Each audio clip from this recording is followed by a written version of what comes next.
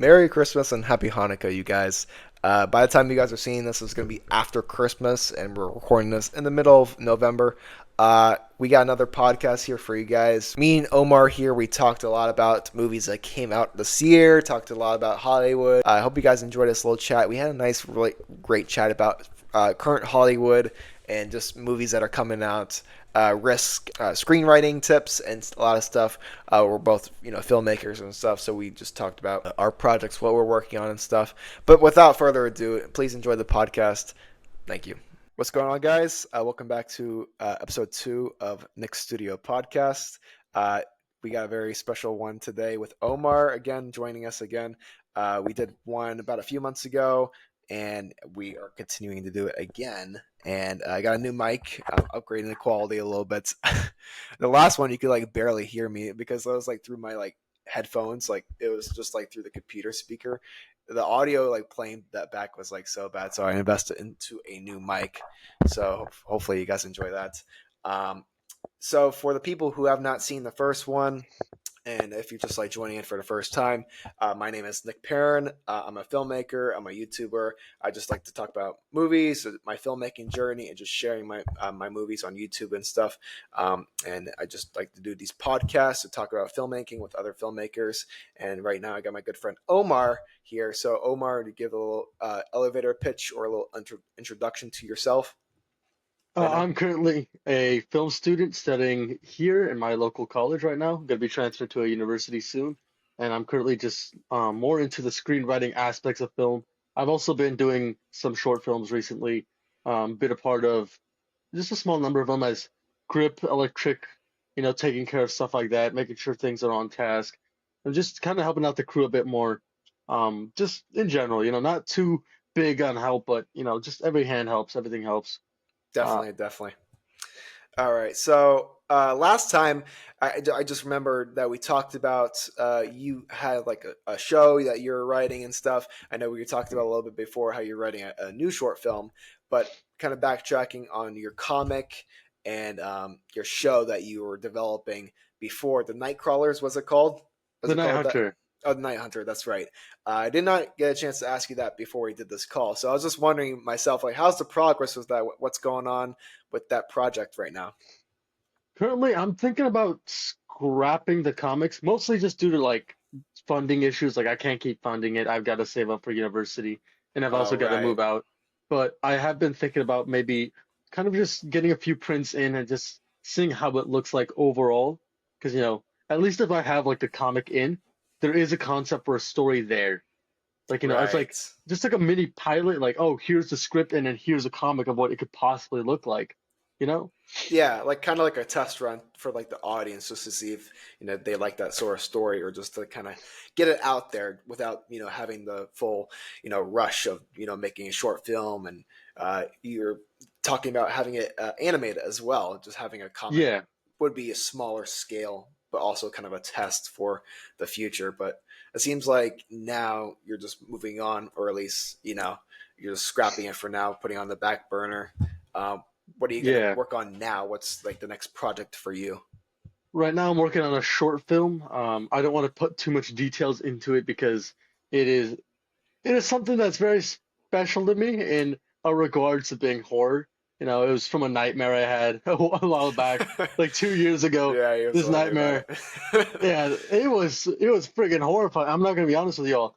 I don't get scared. I don't remember my dreams most of the time. This is the one dream I truly remember, and the one dream that actually scared the living core out of me. Where I woke up, I kept the lights on. I slept with a baseball bat that night, man.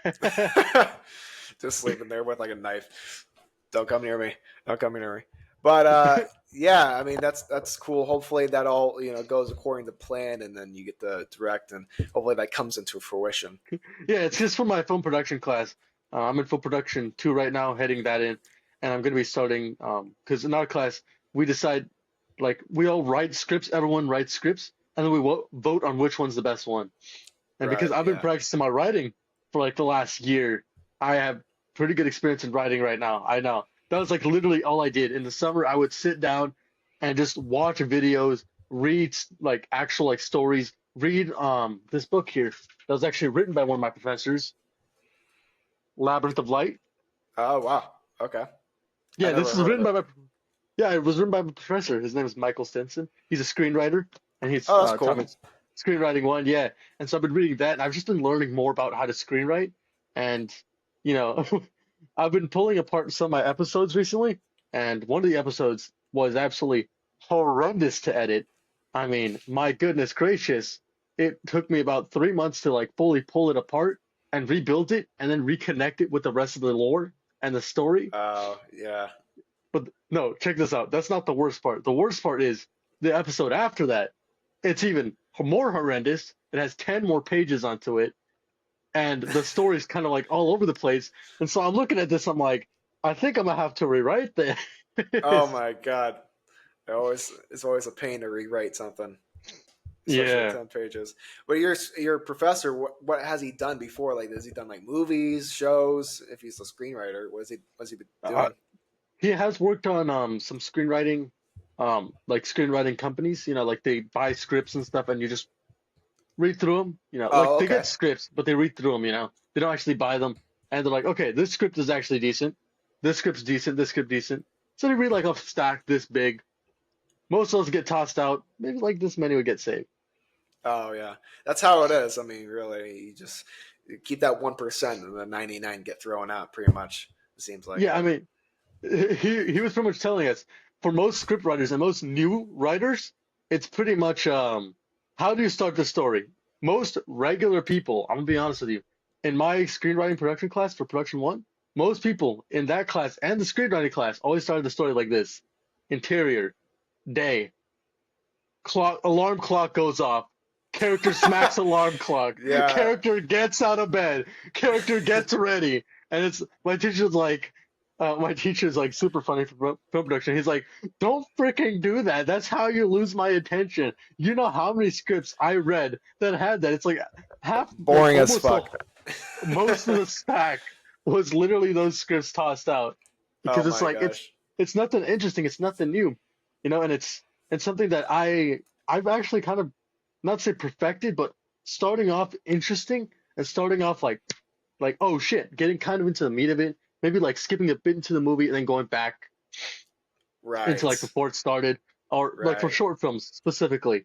And for my films, I tend to want to get a more grounded base and a more, you can get more of a character besides alarm clock going off, character gets out of bed.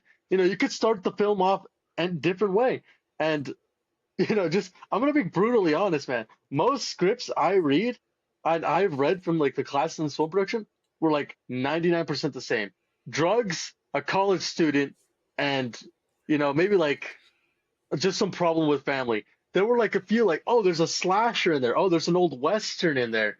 But it's just like, no, there's a college student with drug problems. Maybe he's partying. That's it, They man. base it around themselves. Is that what it is? I don't know, but it was like most films, like scripts that were written were literally just to do with drugs, alcohol, and like college life. Oh I my mean, it is gosh. it is easy, but it's so boring. Yeah, the thing with like writing a script or making a short film is you can't start like at like the beginning, like a wake up call, like you said before. The alarm clock goes off. That's such a big cliche in like low budget films and low budget short films and stuff. So what I've been learning, along my last year of making movies and doing like a lot of research and stuff, that seems to be like one of the main things not to do. Don't start boring. Don't start with the slow burn. If you're a big Hollywood big shot and you're Quentin Tarantino, burn the hell out of that. Go for it, Spend it spend an hour doing the morning routine. I don't care if they get killed in the end, but if you have a short film, you have 10 minutes to show the audience what you're capable of. You have a very small portion, and the audience can easily click away if they're not interested. So it's best to, what I've learned is start the story in the middle, like you said before. Start the story right in, the juice of it and kind of go from there. Especially that Yeah, works better with short films since you have a shorter time to tell a story. Um, you have to just start basically where the characters in the middle of what they're doing. You don't have time for a setup, a build up, and a climax. You just have time really just for the build up and climax. And that's really it for short films. And recently, when I've been working on my short film, I'm working on a Grand Theft Auto short film uh, based on GTA 6. I don't know if you know that video game. The video game comes out next Yeah. year. So that's what I've been working on. By the time this podcast comes out after Christmas, it'll already be announced, but I've been working on the script a little bit. And just trying to figure out where to start it, where to end it. And that's really like the key with writing short films is the beginning and end, because you don't have really much time for a middle. You have time to tell the middle of the story, but you have to get the point across in like a 10 to 20 minute mark. Um, Yeah, that's what I've been actually like learning recently when I've been like writing the script and kind of planning it out, getting like the whole storyline and timeline set up. I'm like, oh shoot, I don't really have much time to actually write beginning, middle, end. It's kind of has to be like one or the other. And right, so I've been kind of working, thinking about just kind of building it up from like, okay, starting off more or less like, okay, character gets this, and it builds up, and then it kind of just like, it just keeps going up, and then it ends on like a big climax. Like, not like super climactic, but it ends on like this sort of like, oh, is that the end of the story, really? kind of like a Like, what happened? cliffhanger, just like Like, just like leave it I'm as a to be continued, even though it's not really, you know. I remember watching a film, a short film. It was forgot the name of the short film, but it was really good on building tension. It was award winning, and it was about this like psychopath cannibal girl who like invited this guy over, and it was a super like tension building film. I was like, these 7 minutes built so much tension than like most modern Right, films, because most modern films feel like copy paste, like just like blockbusters. There's nothing there to it. There's no there's no depth to it. tension. There's nothing. Like even in like the tension scenes, it feels like they're just kind of running the motions. They're just going through the motions. Like, oh, it Yeah, happens in the script. That's all we have to do. And yeah, I pretty much. When the I miss hero the almost dies and then they think he's dead, but he comes back, he's still alive. Like like there's 2 seconds nothing there. later. Yeah, 2 seconds later, he comes out of smoke. Superman's alive. What? it's like It's it's cliche. done. It's No done to tension. death. The Yeah, tension just drops there. There's nothing. There's nothing else yeah. there. Like when they say, "Is he dead?" I'm like, "No, he's freaking alive, man. Like he's alive. He's coming out of that." Or like there's silence. I know he's coming out of Is there. he? Is he dead? I don't know. No, I'm not. I'm back. I'm back. No, it was actually fun with Deadpool. Have you seen Deadpool 3? Yeah, I did actually. I saw that.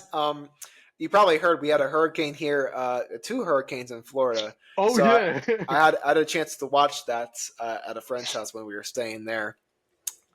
We just watched a bunch of movies. I mean, I had no expectations for Deadpool 3. I haven't seen the other two. I've never seen Deadpool. That's something that I have had on the movie list for a long time, but I just never got a chance to watch them. I mean, some of my friends love it, but I really loved Deadpool 3. I mean, it had like so many funny connections to like real life and then like Disney and Marvel and stuff. And And it Fox, was like he goes up to like Logan, he's like, "Yo, do this till you're 90." yeah, exactly. And it's not even like a MCU movie. It's just like a joke movie. And that's super funny. Like the whole thing about it. And I think Deadpool 3 became like the biggest like R-rated movie or something, or I think it's Of like the the year, highest. yeah. I think it's the highest R movie like ever. It passed Joker, it passed Logan, passed all those other ones. And it did really well. Like Deadpool 3 doesn't have like a lot of depth to it, but it's like super funny. It's hilarious. It's a good time. I wish I watched it at the theater. I just didn't get a chance, but it was just a really fun movie. But what were you going to talk about with Deadpool 3? Uh, Sorry, I kind of cut just you off like when there. Deadpool, like we know he was coming back, but I just found it absolutely hilarious the way they pulled it off. He's like, "He has risen," and it's just like threw me the frick off. I'm like, I uh, knew he was coming back, but I didn't expect it like this, man. Like, I I kind just of love when films. sorry, go ahead. I just love it when films kind of like throw me off. Not too many films do that. Not so many modern writers or modern directors can do that. Most modern films just feel like a bit too cliche. I'm just gonna admit that. They're too similar, I think. They're also like they don't take as many risks as they need to. And I've seen a lot of movies this year that just feel copy and paste and just like kind of the layout of it, the characters especially. It's different setting. It's different actors, but it feels like the same writing formula. You know what I'm saying? It doesn't feel like anything different. One movie I really want to talk about on this podcast, and I don't know if you've seen. Have you seen Joker 2? Ooh, no, but I heard how bad it was. Yeah, that's one movie that took so many risks and it fell flat. And the thing is, I really want like people and more directors, more screenwriters and stuff to take more risks when making movies and stuff. Just like the major thing is it is a risk, and if people don't like it, people don't like it. So that's why a lot of creators or a lot of directors and Hollywood companies stick to the same formula. They know what works. They know the MCU format. They know the Deadpool format.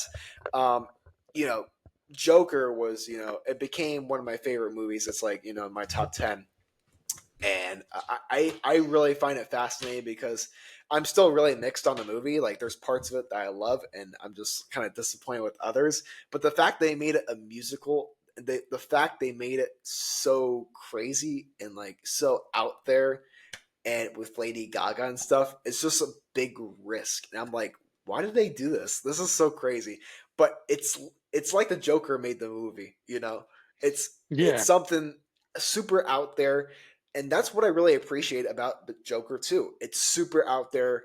It's a biggest risk. Like they announced it like 2 years ago, and they said it was a musical with Lady Gaga. I was like, this is perfect, just because how crazy and how much of a crazy direction that is.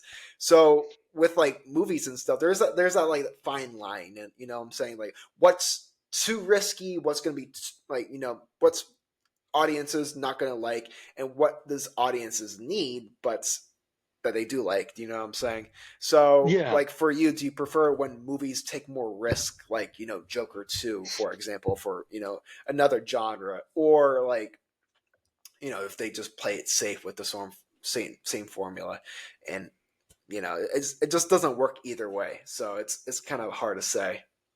yeah. I like it when t movies take risks, but I also like, I kind of like it when they're a bit generic, I could say as well. But when a movie takes too much risk, it's like when they take the risk, they kind of lose the plot at times.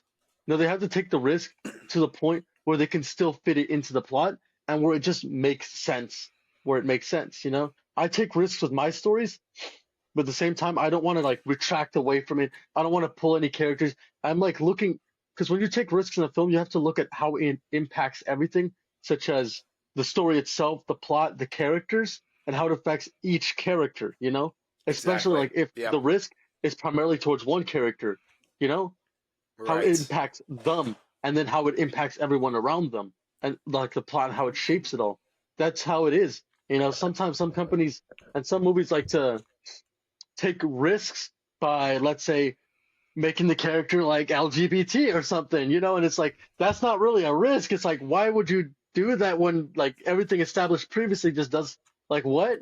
Like sometimes they make Yeah. risks when it just does not make sense. That's the only example I can come up with, but I can think a bit more and I can probably name a few more. It's just when they throw risks like that, like risks, that's like let's look at Star Wars the most recent ones with The movies or the shows?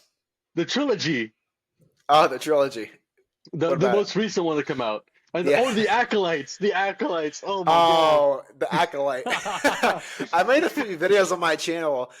I actually, with the Acolyte, it's kind of funny because that was one show that everyone did not like, and I think the thing was I kind of forget like about the show, but it had like the LGBTQ, and that's one part I think about like Disney and just Hollywood. They just want to put that in there just for representation, and I think some of it is just like comes out of nowhere. But Random. like, Yeah. yeah, I mean, if it has a good meaning in the story, and it's like like Love Victor, like that's a gay story. That's what the movie's about.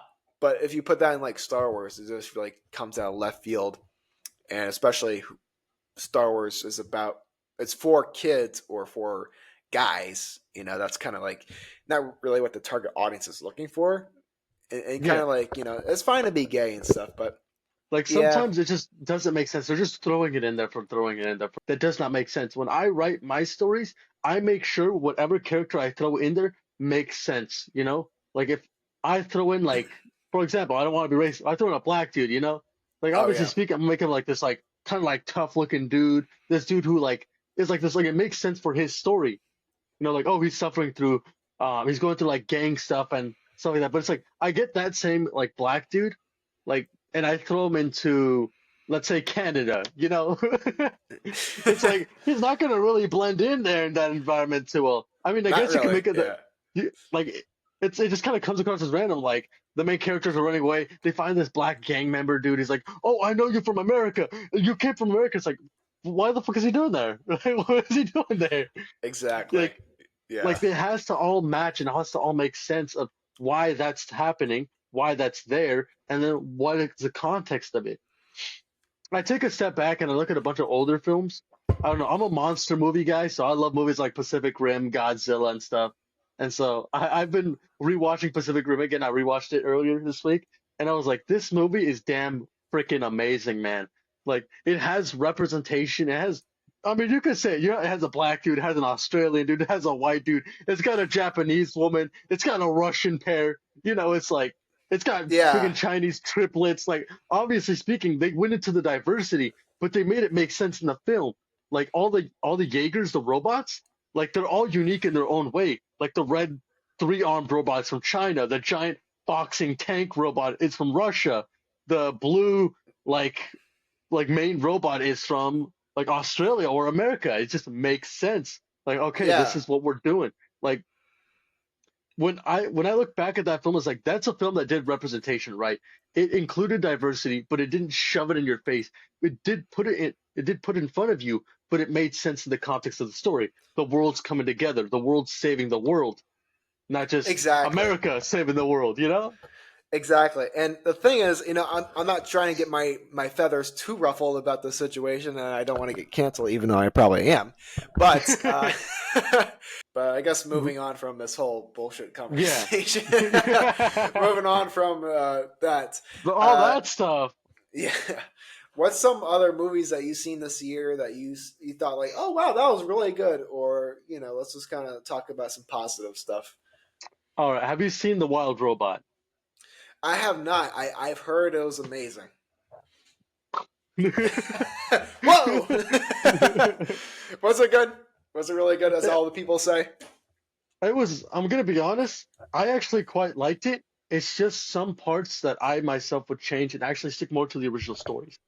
You know, sometimes, as you were going back to on Risk, sometimes, when they get movies from source material like the Wild Robot book, my little brother watched it, he said he actually enjoyed the book a lot more like the ending of the book than the Hmm. movie itself. The movie just Wow. kind of brought in the bad guys last minute, and then they all got defeated, and then happily ever after, you know. Gotcha. Yeah. And it's kind of like, yeah, it's a kids movie and stuff, but it should kind of have a bit more depth. I remember when I was little, kids movies had depth. Like The Lion King, that shit has depth. Oh yeah, that's You deep know, as hell. like Deep and dark. Yeah. you take a look at something like Pocahontas, that movie, it's got depth. The Princess and the Frog, I love that movie. Man, Oh I yeah, that's a good one. like a lot of these classical movies actually had depth to it. A lot of them actually had meaning. This movie kind of like pretty much skipped a good portion of like what was needed for character development. And it's like, okay, here's what's happening. They're starting to grow their relationship. Time skip, they've grown their relationship. Now, Oh I right. like, yeah, it was a fun movie, but overall, I say that I would, if I wrote it, I would rather much focus on that and then kind of leave it on a cliffhanger. If I only had an hour and a half to work with. A Right. lot of the things in the movie I quite liked, but a lot of things just kind of came out of nowhere. And Hmm. it's easy for me to criticize, but as I've been writing scripts and been connecting a massive like series together Yes. for like over the last year, I can kind of pick out little details and just analyze the overall like thought process of a lot of things. And Right. Yeah. I've been the only movie that truly has genuinely made me feel like, whoa, this one was actually written pretty damn well was Smile 2. I recently watched it this week. I went with a friend. She wanted to watch it. I'm telling you, she wanted to watch it, and she was the one in the theater. eyes down, freaking not watching anything. I was Oh like, my woman, gosh. you were the one who invited me, and I'm over here getting traumatized. Is it just a friend or is it a girlfriend? It's a friend that's a girl, but we're not dating. Okay, She all just, right, that's she, different. yeah, we work on a bunch of film projects together. She's like, oh, let's go watch Smile 2. I watched the first one, it's really good. Let's watch this one. I'm like, okay, let's go. And she got traumatized. I got traumatized. And yeah, Was it that just movie like was, was it just scary or is it just like disturbing? it's a psychological horror. Right. Okay. I never seen the Yeah, first one. I remember you texted me. You said it was like really good, but it was that's good.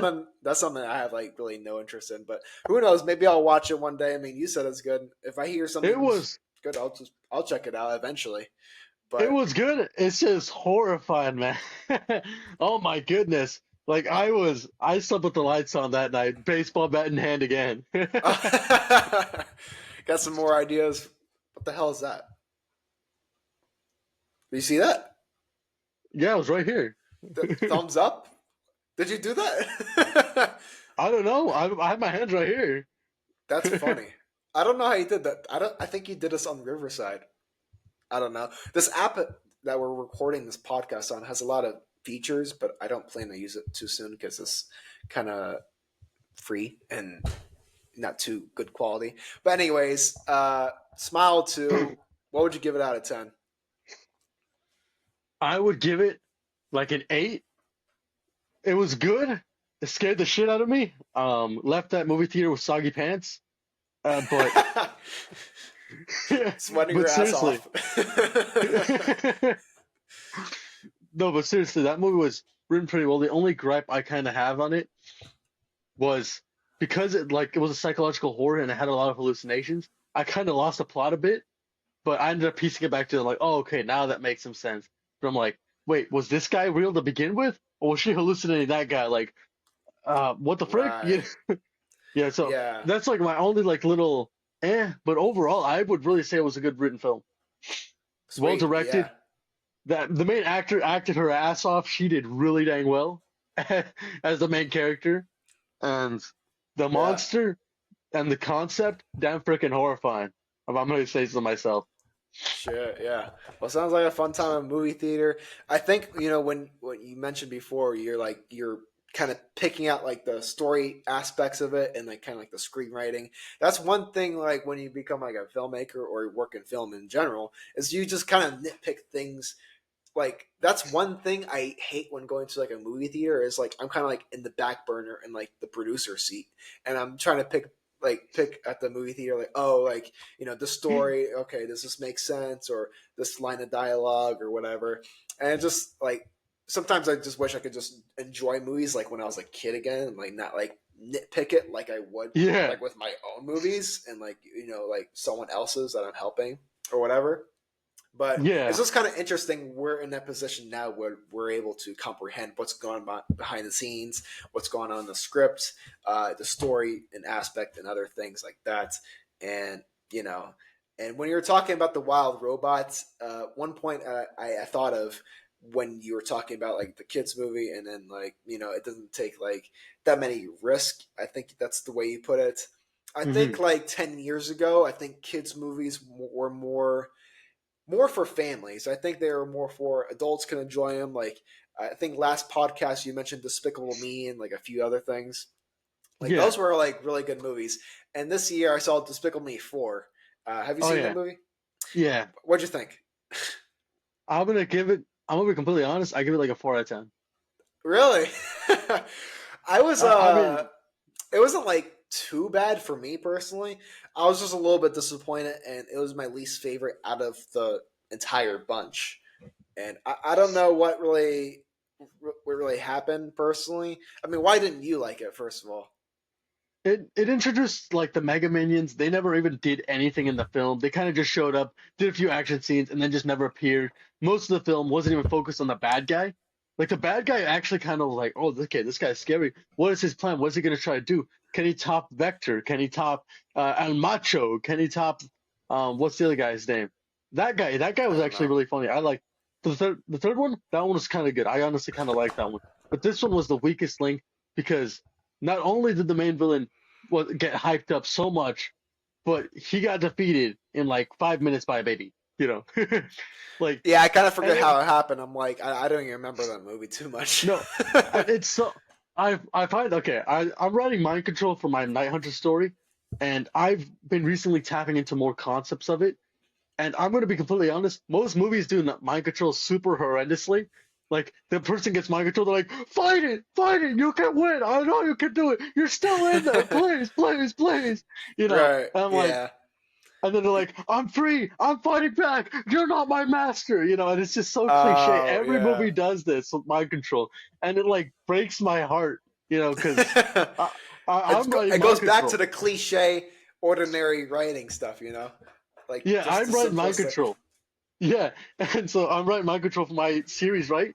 And Yeah, yeah. so I actually don't have mind control like, oh, you can break the mind control. Like the mind control is always there. It's always in the back of the character's head. It's always telling them and giving them thoughts and ideas and fantasies Right. and stuff. And Yeah. so it's never truly gone for them throughout the story. It just haunts them and it's still there. And this is what I really like about, stories that actually take back to the past and have these traumas still affect the character, even though, like, let's say a character dies in the beginning of the show, that trauma is still haunting them till like season 2 or 3 of that show later on. Exactly, Like yeah. most shows, like let's say a character and his father dies.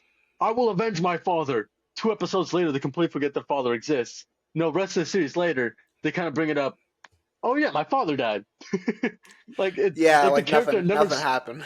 like the Exactly. character doesn't struggle. Like there's no scenes when the character's like sitting looking out. It's like, my father used to like take me out to this place to go, eat when I was a child. Like literally they never hint back at the father. They never Mm. hint back at the things that happened in the past, not just the father. They never hint back at the things that happened before him. You know? Yeah. And that's what I really hate about a lot of modern movies. They play it so safe to the point where they lose their own plot. They lose their Right. own kind of creativity. They lose their balls. They lose their nuts. They're not taking any risks. It's. I'm trying to say this. Like, remember how we used to be with Hamza, right? Right, How we yes. used to be in down at school. It's Yes. like when you're not taking any risk, you're like that complacent man who sits on the couch on his fat bum all day watching TV. When Right. you take risks, you get out there, you go out there. It's like, go talk to that girl, go make that movie, go write that script. You have an idea, write it down, see how it plays out. Don't just kind of be like, I don't want to risk it. Let's just go safe. Take risks. And when you take risks, you get massive rewards. Movies who Right. take risks, like the Joker, it polarized you. Like a lot of people hated it. You quite Right. liked it because it did something new. And Exactly. that's what I want to see more of in Hollywood. After like Avengers Endgame and like even during like Avengers Civil War and stuff, a lot of those movies all felt the same because they weren't taking risks. They followed that Right. Marvel formula and were getting success. But in reality, I was just kind of like, this movie feels the same. Fast and the Furious 14. What's the difference between 14 and 12? I don't know. I just know The Rock is in one. Exactly.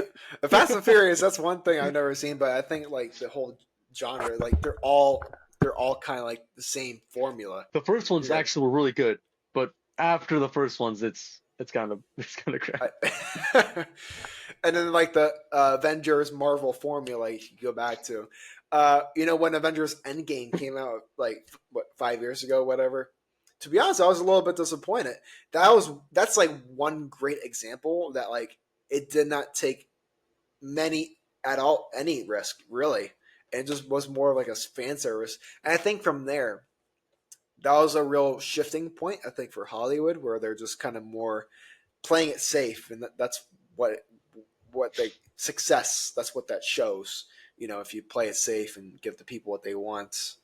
Um, but I hope in the future, and it seems like this is going to go down the line where we see more studios take more risk. And I think a lot of people in general are just fed up with like the same, movie and same formula and stuff, and they're ready for a little bit of a challenge, and they're ready for a little bit something that's going to interest them, a little bit something that's different, and something that's they're going to like, and something that's is not going to destroy other movies and other like the first one. Like for Joker 2, people say the Joker 2 ruins the first one, which it kind of does in a way, but it doesn't. But that's kind of I'm, like I'm a, a discussion for another day. But oh no, you do not know what ruining the whole franchise looks like, man. Have you do you know Troll Hunters? Troll The Hunters? the Netflix series? I've heard of it. I don't think I've ever seen it. No.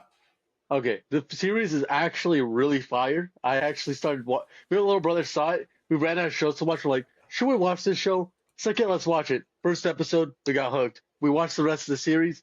We got to the movie. The the whole movie was pretty good. The ending, the ending ruined the entire franchise. Oh It my. It's like literally, if you do not watch what you're doing in film, one little like 5 minute scene can ruin years of work, and everyone just hates the movie. Not because of the movie was Wow. itself was bad, but because of the ending was just that horrendous that it destroyed everything. If you might mind me asking, what was the ending? I probably want to see the show, so you can kind of spoil it and just give a brief Spoiler. explanation. Okay, so spoiler alert for anyone who's watching Troll Hunters or is planning to watch the show. I give you this warning right now. Click out right now. I'm not Warning. giving any of the warnings. All right, I'm heading into it. So the ending of Troll Hunters: Rise of the Titans was the main character who was specifically chosen by the like amulet, the magic amulet he has, to and played through this events.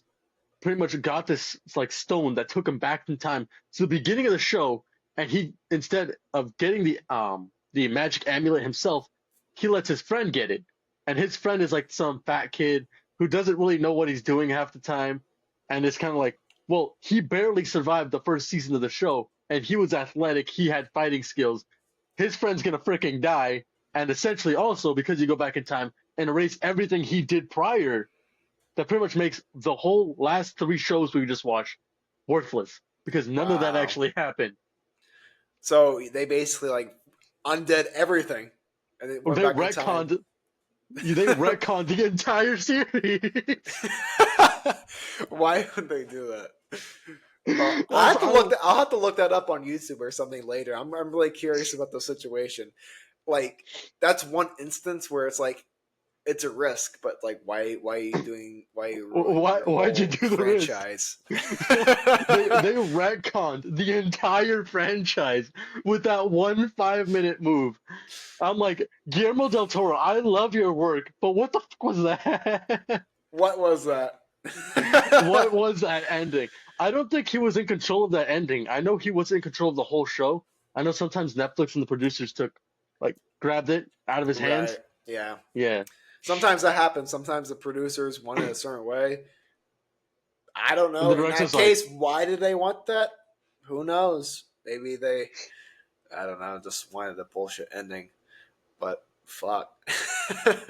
yeah, that's the one ending that actually pisses me off. I'm like, so everything I just watched, all the character development and the character growth, everything I just watched is no longer there. What the fudge, man? It would have been better if at the last 10 minutes he just got like alarm clock and he's like, oh shit, it was all just a dream or whatever. That Or like, would have been a no, better ending. so a lot of people were saying, why did he travel to the beginning of the show? Why did he just travel to the beginning of the movie? I'm like, why did he just do that? At least ruin the movie. Don't ruin the whole show. Yeah.